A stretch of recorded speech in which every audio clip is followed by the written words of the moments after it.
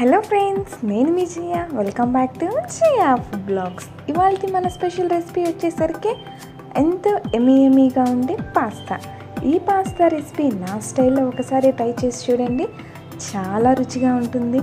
దీన్ని బ్రేక్ఫాస్ట్లోనూ అలాగే ఈవినింగ్ స్నాక్స్లో కూడా ఇలా ట్రై చేసి చూడండి, పిల్లలు చాలా ఇష్టంగా తింటారు.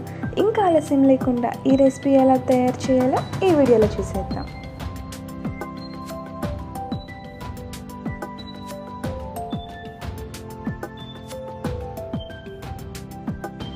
ముందుగా ఒక కడాయి తీసుకొని స్టవ్ మీద పెట్టుకున్న తర్వాత ఒక 1.5 కప్పు దాకా వాటర్ పోసుకుందాం.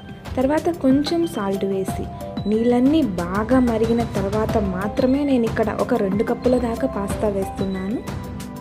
సాల్ట్ వేసిన తర్వాత ఒక 1/2 స్పూన్ ఆయిల్ వేస్తే మనకి పాస్తా అతుక్కోకుండా వస్తుంది.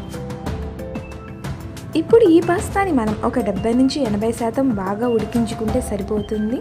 ఇలా ఒక 70 నుంచి 80% బాగా ఉడికించుకున్న తర్వాత దీన్ని మనం ఒక గిన్నెలో వేసుకుందాం. అలా మొత్తం గిన్నెలో వేసుకున్న తర్వాత ఆ గిన్నెలో కొంచెం వాటర్ పోసి పక్కన పెట్టుకుందాం. తర్వాత స్టవ్ మీద ఒక పాన్ పెట్టుకొని అందులో ఒక 3 స్పూన్స్ దాకా ఆయిల్ వేసుకుందాం. ఆయిల్ హీట్ ఎక్కిన తర్వాత చిన్నగా కట్ చేసుకున్న ఉల్లిపాయని ఒక 2 స్పూన్స్ ఇందులో వేసుకుందాం.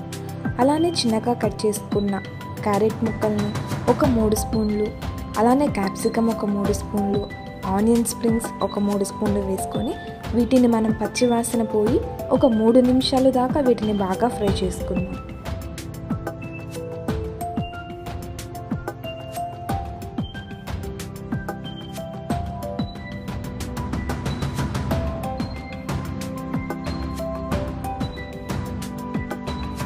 ఇలా ఒక 3 నిమిషాలు బాగా ఫ్రై చేసుకున్న తర్వాత ఇందులో రుచికి సరిపడా ఉప్పుని యాడ్ చేస్తున్నాను. అలానే ఒక టేబుల్ స్పూన్ అల్లం వెల్లుల్లి పేస్ట్ యాడ్ చేస్తున్నాను.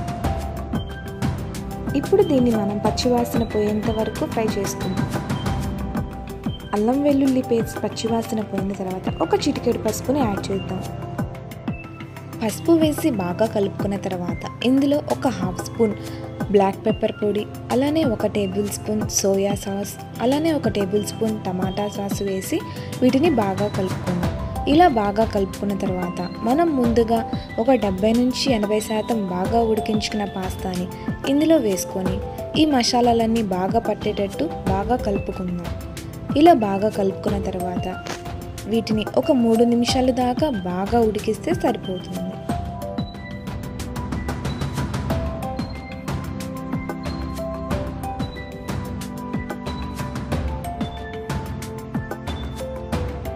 ఇలా ఒక 3 నిమిషాలు బాగా ఉడికించుకున్న తర్వాత లైట్గా పైన ఆనియన్ స్ప్రింగ్స్ ఇలా వేసుకుందాం.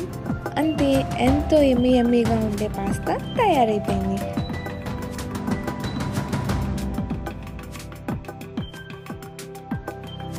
ఇంకా ఆలస్యం లేకుండా మీరు కూడా ఈ రెసిపీని ట్రై చేసి ఎలా వచ్చిందో తప్పకుండా నాకు కామెంట్ రూపంలో తెలియచేయండి.